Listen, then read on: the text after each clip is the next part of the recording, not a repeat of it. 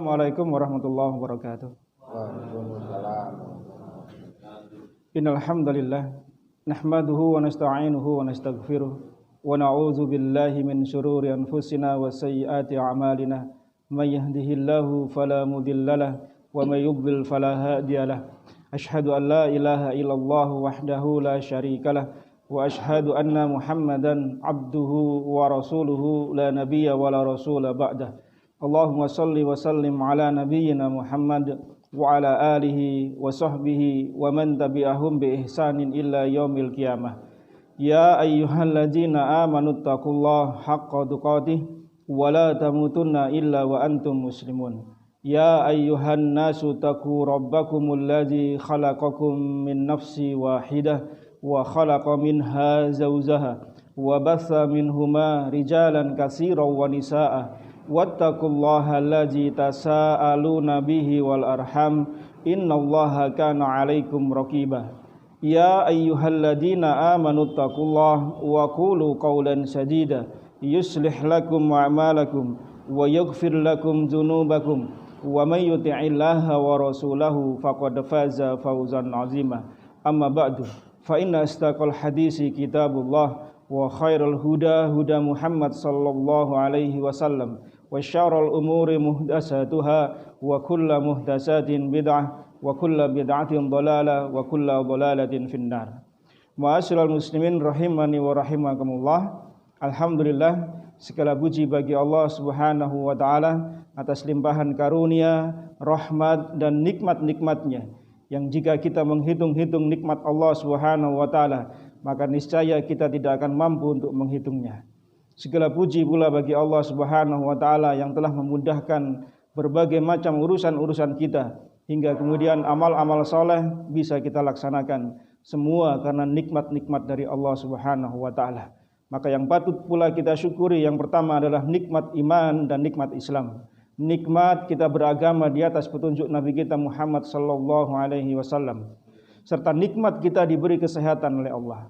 Nikmat kita diberi waktu dan kesempatan. Yang dua nikmat ini kita gunakan di saat ini dalam rangka untuk thalabul ilmi. Semoga Allah Subhanahu wa taala memasukkan kita dalam golongan hadisnya Nabi sallallahu alaihi wasallam ketika beliau bersabda dalam hadis riwayat Bukhari, "Man yuridillahu bihi khairan yufaqihu fid din." Barang siapa yang Allah kehendaki kebaikan ada pada dirinya, maka Allah akan fakihkan, Allah akan fahamkan dia untuk urusan agamanya.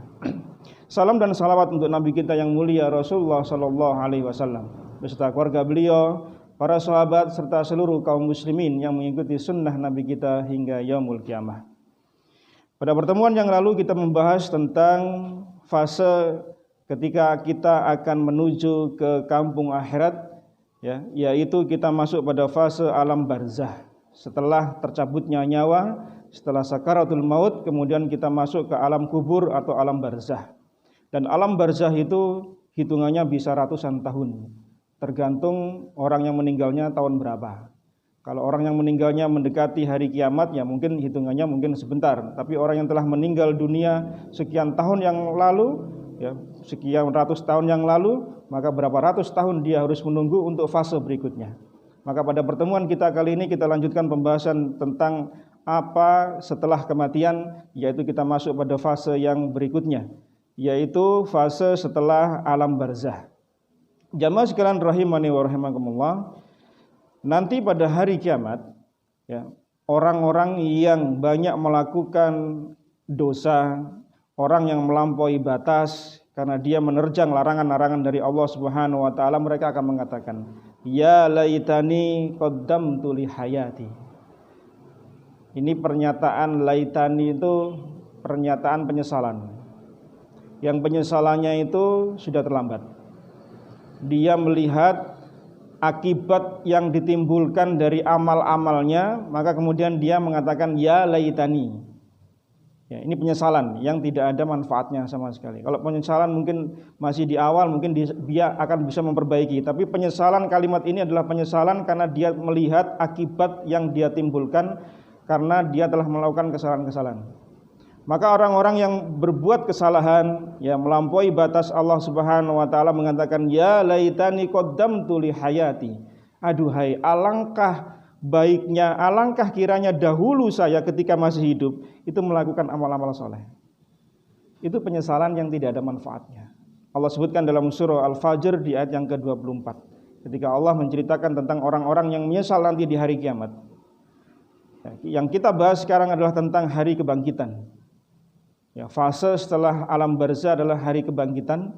Ya, di saat itulah orang-orang yang banyak melakukan dosa, yang tidak banyak menumpuk-numpuk amal-amal soleh, yang tidak banyak menumpuk amal-amal kebaikan, yang tidak banyak melakukan ketaatan pada Allah, mengatakan ya laitani qaddamtu li hayati. Andai dulu ketika saya masih hidup saya bisa beramal. Nyesel kan? Ketika masih hidup diberi oleh Allah usia, diberi oleh Allah kesempatan, diberi oleh Allah sumber daya, entah dia tenaganya, entah finansialnya, entah waktunya, entah kesempatan, dia tidak manfaatkan hal seperti itu digunakan untuk ketaatan, maka dia menyesal nanti pada hari kiamat. Dan Allah menyebutkan bahwasanya seorang mukmin itu diperintahkan oleh Allah Subhanahu wa taala untuk berbekal. Yang Allah sebutkan salah satunya dalam surah Al-Hasyr di ayat yang ke-18, ya ayyuhalladzina amanu taqullaha wal tandur nafsum ma qaddamat liqad wattaqullaha innallaha khabirum bima ta'malun. Allah serukan kepada orang-orang yang beriman agar mereka bertakwa pada Allah dan mempersiapkan bekal untuk hari esok. Imam Qatadah mengatakan ketika beliau menafsirkan ayat ini, Allah menyebutkan hari kebangkitan, hari kiamat dengan kata besok, karena setiap waktu Allah semakin dekatkan hari kiamat itu. Ketika kita di tahun yang lalu, andai kiamat itu mungkin terjadi 10 tahun yang akan datang, maka kita mengatakan bahwasanya 11 tahun yang akan datang akan hari kiamat. Tapi setelah lewat tahun yang lalu, kita masuk tahun yang baru, maka terlewatkan pula 1 tahun kan, menjadi lebih dekat lagi pada 10 tahun yang akan datang. Maka dikatakan hari kiamat itu dikatakan besok. Maka berbekallah untuk besok. Karena hari kiamat itu semakin didekatkan oleh Allah Subhanahu wa taala, seirama dengan nafas kita, seirama dengan nyawa kita, seirama dengan usia kita yang terus bertambah, yang hakikatnya usia ini berkurang di sisi Allah Subhanahu wa taala, maka kiamat ini semakin dekat. Maka Allah memerintahkan kita orang-orang beriman untuk apa? Untuk berbekal. Dan sebaik-baik bekal kata Allah Subhanahu wa taala yaitu bekal takwa. Ya, maka jangan kemudian kita melenakan yang namanya bekal ini. Ya, jangan kemudian kita enak-enakan, oh masih muda Ustaz. Enggak, siapa yang mengatakan orang muda tidak banyak yang meninggal dunia? Apa dikira yang meninggal dunia hanya orang-orang tua saja? Orang-orang yang sakit saja? Tidak. Maut datang itu enggak mengenal kita masih muda atau sudah tua. Ya. Maka berbekalah, ini perintah Allah Subhanahu wa taala. Kemudian hari kiamat itu tidaklah terjadi kata Nabi kita sallallahu alaihi wasallam kecuali terjadi di hari Jumat. Tidaklah terjadi kecuali di hari Jumat. Dalam hadis riwayat Imam Muslim, Nabi sallallahu alaihi wasallam bersabda dari Abu Hurairah radhiyallahu an, beliau bersabda, khairu yaumi tala'at alaihi syams yaumul jumu'ah. Sebaik-baik hari di mana matahari terbit itu hari Jumat. Jadi hari dalam sepekan itu Allah berikan keistimewaan, Allah berikan fadilah, keutamaan di hari Jumat. Maka hari Jumat itu jangan disia-siakan ya Mas sekalian. Ya. Gunakan, manfaatkan hari Jumat itu untuk banyak bersalawat pada Nabi kita sallallahu alaihi wasallam, kemudian perbanyak doa selepas asar. Karena ada waktu-waktu yang mustajabah untuk diterimanya doa-doa kita. Dan sebaik-baik hari di mana matahari terbit itu adalah hari Jumat. Fihi khuliqa Adam wa fihi adkhilal jannah wa fihi akhrija minha. Pada hari Jumat itu Nabi Adam diciptakan oleh Allah Subhanahu wa taala. Pada hari Jumat itu Allah masukkan Nabi Adam ke dalam surganya Allah Subhanahu wa taala, dan di hari Jumat pula Nabi Adam dikeluarkan dari surganya Allah Subhanahu wa taala. Ini terkait dengan keistimewaan di hari Jumat. Wala taqumus saa'ah illa fi yaumil jumu'ah, dan tidak akan terjadi hari kiamat kecuali hari Jumat. Tetapi tidak boleh kemudian manusia menerka-nerka, menebak-nebak, ya, meramal bahwasanya Jumat ini akan terjadi hari kiamat. Jumat tanggal sekian, bulan sekian, karena melihat indikasi alam kemudian terjadi hari kiamat, tidak boleh.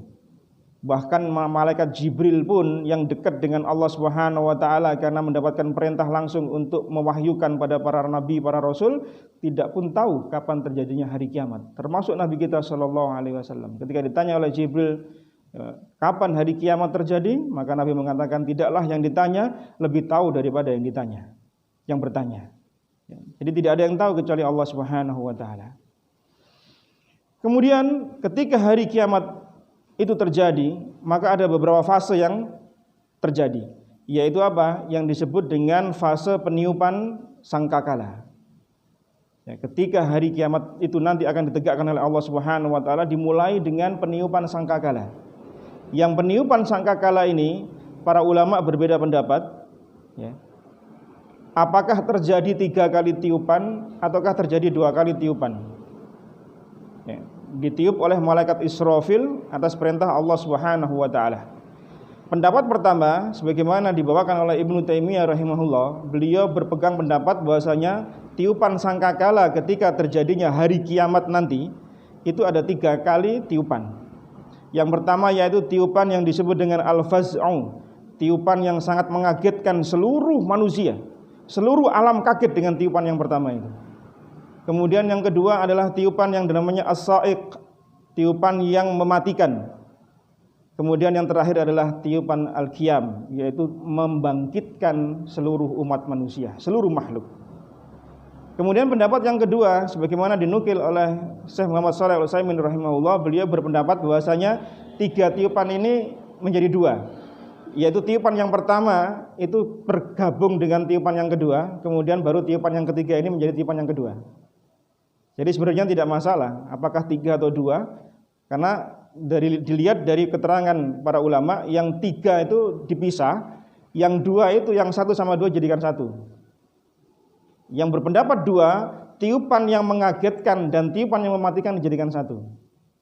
Ketika tiupan sangkakala oleh malaikat Israfil, maka kemudian mengagetkan seluruh makhluk, kemudian makhluk itu semua mati.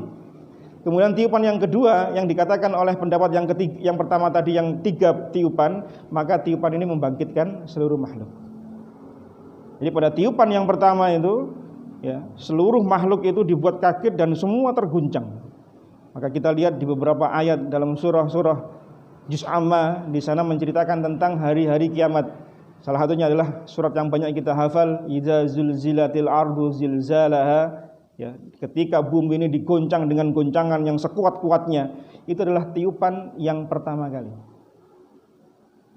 Sampai-sampai gunung itu bagaikan anai-anai. Anai-anai itu tahu? Anai-anai itu binatang yang ada di padi-padi itu loh, yang terbang ringan. Itu gunung itu seperti itu.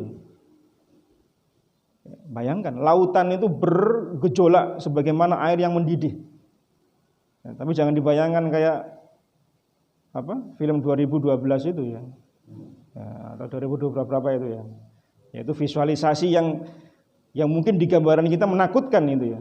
Tapi hari kiamat lebih dahsyat daripada itu. Karena tidak akan ada yang selamat semuanya. Kalau di film itu masih ada beberapa orang yang diselamatkan kan?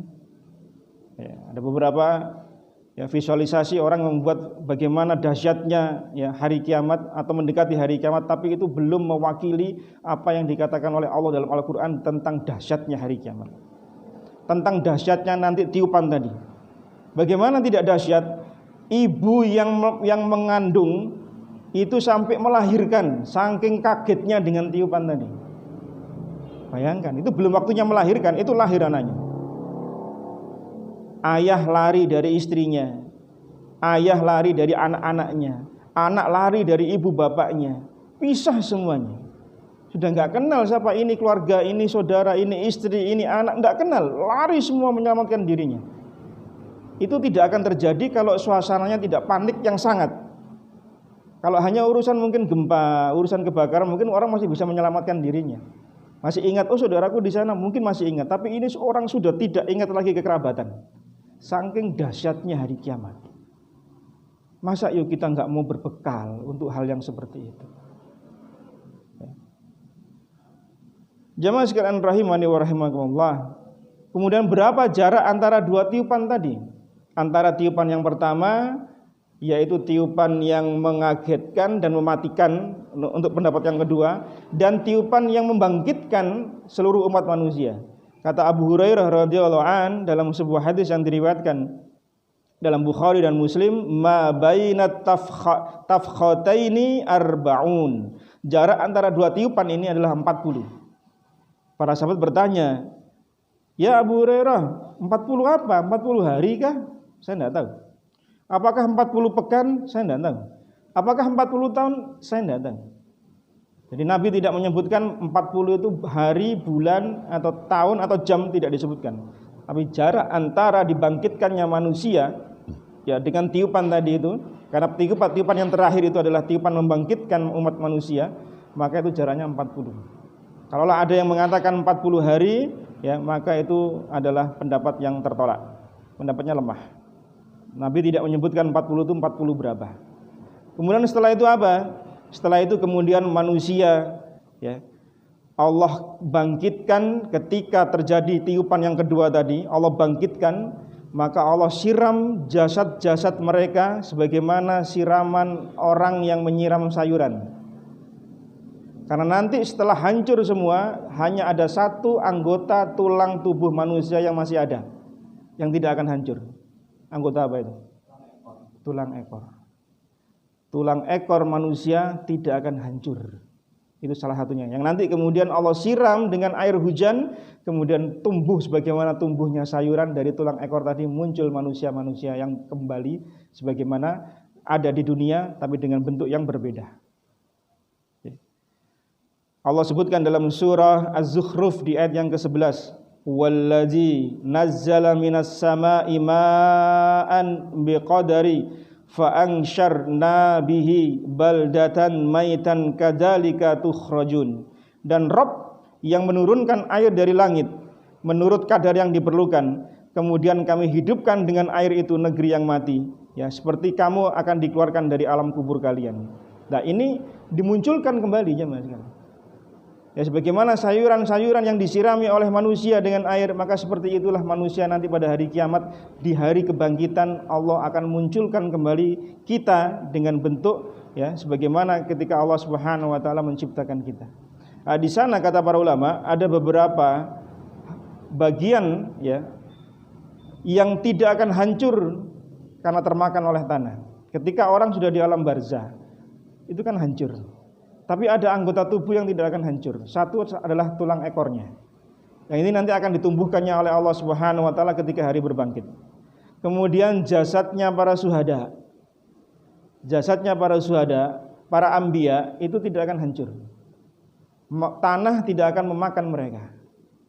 Sebagaimana kisah Jabir bin Abdillah radhiyallahu anhuma, ketika Jabir bin Abdillah ingin memindahkan ayahnya Abdillah yang wafat di perang Uhud. Ya, ayahnya itu dikuburkan bersama dengan jenazah yang lain. Tapi Jabir menginginkan jasad ayahnya dipisah. Kemudian digali setelah 6 bulan kemudian. Apa yang terjadi? Tubuh ayahnya utuh sebagaimana 6 bulan yang lalu dimakamkan.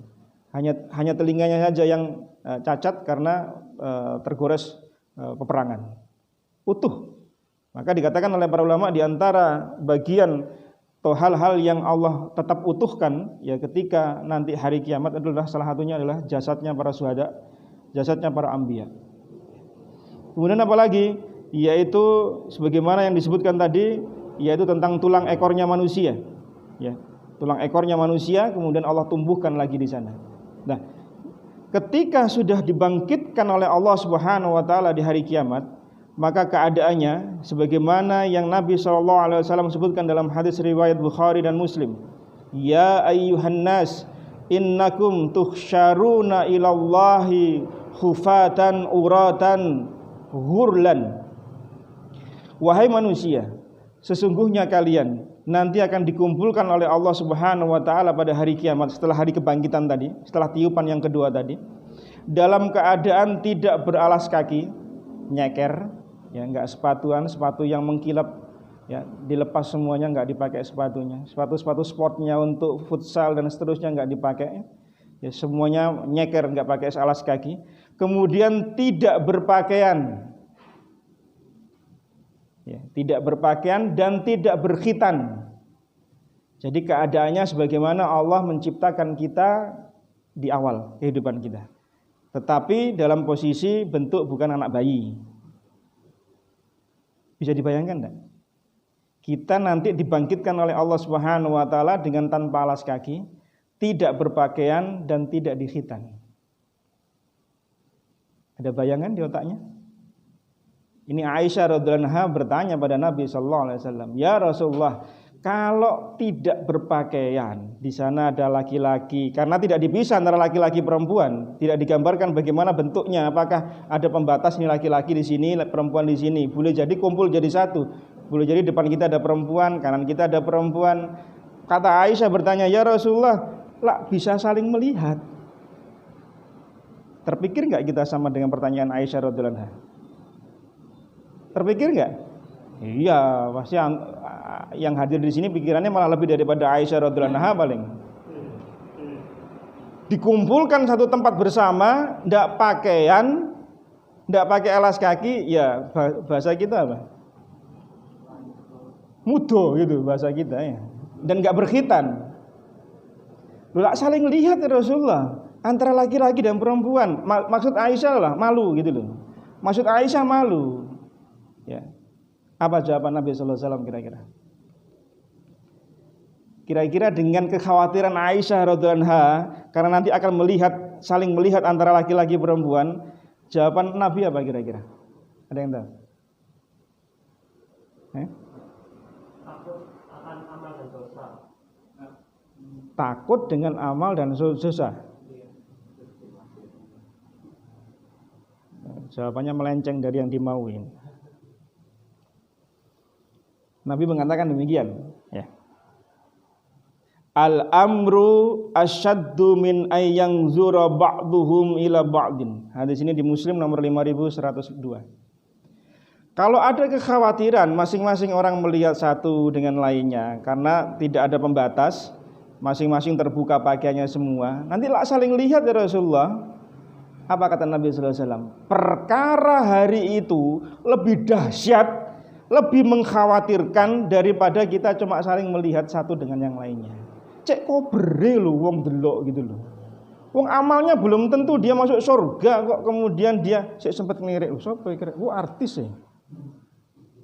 Ndak ada itu, ndak sempat sudah.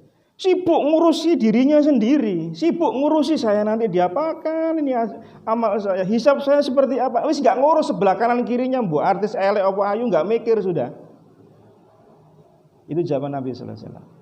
Perkara hari kiamat saat itu dibangkitkannya manusia itu lebih dahsyat. Karena setelah itu nanti ada proses berikutnya yang panjang lagi. Jadi perkara mau lihat di dunia masih sempat ngelirik-ngelirik gitu ya. Ini enggak sempat ya Mas. Kenapa? Hari itu dahsyat. Sudah enggak mikir yang lainnya sudah. Enggak mikir kerjaan, enggak mikir lemburan, enggak mikir proyek belum selesai. Enggak mikir sudah selesai. Bonusan akhir tahun enggak dipikir sudah. Ya. Target apa enggak target enggak dipikir sudah. Dapat bonus enggak dapat bonus enggak mikir. Mikir awake dhewe-dhewe. Saya nanti diapakan sama Allah? Amal saya ini seperti apa? Wis enggak mikir sebelah kanan kirinya. Ya. Jadi saking dahsyatnya hari kiamat itu sampai perkara yang oleh otak manusia tanda petik yang sing ngeres-ngeres itu enggak kepikiran soal itu. Ya. Kalau kita yang ngeres pikiran nih, waduh enak rek delok. Gak kelambian nih. Lu cek sempate gitu loh. Kata Nabi kasarane bahasa kita, lu cek sempate awakmu. Amal kita nanti ditimbang ya Mas. Sudah selayaknya kita kemudian berintrospeksi diri. Amal kita ini seberapa? Nanti timbangannya jeglekin yang kebaikan apa jeglekin yang keburukan. Nanti ada masanya nanti kita akan masuk pada fase mizan. Di sana amal itu ditimbang. Amal itu akan berupa sesuatu wujudnya yang jadi nyata. Amal itu kan abstrak kan, nggak kelihatan. Kita sholat kan nggak kelihatan amalnya seperti apa, bentuknya kan nggak kelihatan. Kita sodako, seberapa besar pahala sodako kan nggak kelihatan. Seberapa besar pahala kita birrul walidain, berbuat baik pada orang tua kan nggak kelihatan. Tapi nanti di hari kiamat ketika mizan itu berupa amal yang bisa terlihat, bisa ditimbang. Padahal itu abstrak. Jadi di hari kiamat jangan dibayangkan dengan di dunia. Berbeda. Kehidupan di alam akhirat itu berbeda jauh dengan alam dunia, baik dari sisi sifat maupun dari sisi waktu. Nama mungkin boleh sama, timbangan iya timbangan. Bayangkan kita timbangan nimbang di pasar. Ya mungkin gampang seperti itu. Tapi timbangan mizan nanti di yaumul kiamat tidak akan seperti itu. Tapi jangan bertanya timbangan mizan itu terbuat dari apa ya Rasul? Ya Ustaz, dari emas, perak, tembaga, nikel atau apa? Nggak ada manfaatnya pertanyaan kayak gini. Kita nggak butuh jawaban untuk timbangan itu bentuknya dari apa, ya, dari apa, bentuknya dari apa, jenisnya apa. Kita nggak butuh itu. Yang butuh apa? Amal kita cukup nggak untuk ditimbang jadi kebaikan. Sama dengan pertanyaan kalau jin itu setan itu beranak pinak, terus ibu setan itu mbiyen sopo? Iblis itu kawin sama siapa? Kok dia beranak pinak? Jawabannya apa? Jawabannya, saya waktu kawinannya iblis nggak diundang, jadi saya nggak tahu siapa istrinya iblis, ya gitu aja. Nggak ada manfaatnya pertanyaan kayak gitu soalnya. Yang penting apa? Kita beramal, kita jauhi dosa, jauhi maksiat, berbuat kebaikan, banyak numpuk-numpuk kebaikan-kebaikan. Ya, karena kita ini ibarat orang di dunia ini nanam. Ya, ibarat orang punya sawah, ingin metik padi, itu kan perlu ditanam dulu. Winihnya, sebelum ditanam apa yang harus dikerjakan? Digarap dulu tanahnya, dibajak, dicangkuli, kemudian disirami, dipupuk, kemudian ditanam. Itulah kehidupan dunia yang butuh dengan amal-amal untuk kita petik nanti di hari kiamat berupa kebaikan-kebaikan di sisi Allah Subhanahu wa taala. Kalau orang sudah mengetahui hal seperti ini, jemaah sekalian, insya Allah dia akan mudah untuk bisa beramal soleh. Ya. Salah satu hikmah dari kita beriman dengan hari kiamat, sebagaimana keimanan kita pada rukun iman yang 6, dan seseorang akan dikatakan dia tidak iman, tidak Islam sampai dia mengimani seluruhnya. Orang Islam yang tidak mengakui rukun iman satu saja dari 6 tadi, dia kafir. Maka dia harus mengimani seluruhnya. Maka diantara salah satu keimanan tadi adalah mengimani hari kiamat. Dan hikmah, faedah dari mengimani hari kiamat apa? Agar orang berhati-hati dalam beramal. Kalau saya nanam amal keburukan saya, nanti hari kiamat loh, dia mengimani hari kiamat, saya akan petik keburukan yang telah saya tanam di dunia, atau Allah akan mengazab saya. Kalau saya tanam kebaikan-kebaikan sekarang, Allah akan memberikan saya balasan dengan surga nanti di hari kiamat, karena dia mengimani hari kiamat. Orang enggak mengimani hari kiamat, saya hidup ya untuk di dunia saja. Saya hidup ya saat ini. Ya saya berbuat baik ya untuk saat ini. Saya berbuat dosa ya akan saya tuai saat ini pula. Itu pikiran orang yang tidak mengimani hari kiamat. Maka berbahaya. Ya. Semoga Allah Subhanahu wa taala menjadikan kita ya dengan penjelasan-penjelasan dari para ulama tentang fase-fase menuju hari dimasukkan kita ke surga apakah neraka ini menjadi ilmu yang faedah agar kita senantiasa ya mempersiapkan diri agar kita nanti bertemu dengan Allah Subhanahu wa taala sudah punya cukup bekal. Kalau kita mau pergi ke satu tempat kita butuh bekal, maka kampung akhirat yang panjang itu juga butuh bekal yang panjang pula. Ya, semoga Allah Subhanahu wa taala memberikan kita keistiqomahan. Semoga Allah Subhanahu wa taala menjadikan kita menjadi hamba-hamba yang senantiasa mengamalkan ya perintah Allah dan menjauhi larangan-larangan Allah Subhanahu wa taala. Allahu a'lam bishawab. Ini yang bisa kita sampaikan, semoga bermanfaat. Kita tutup dengan doa kafaratul majlis. Subhanakallahumma bihamdika asyhadu an la ilaha illa anta astaghfiruka wa atubu ilaik.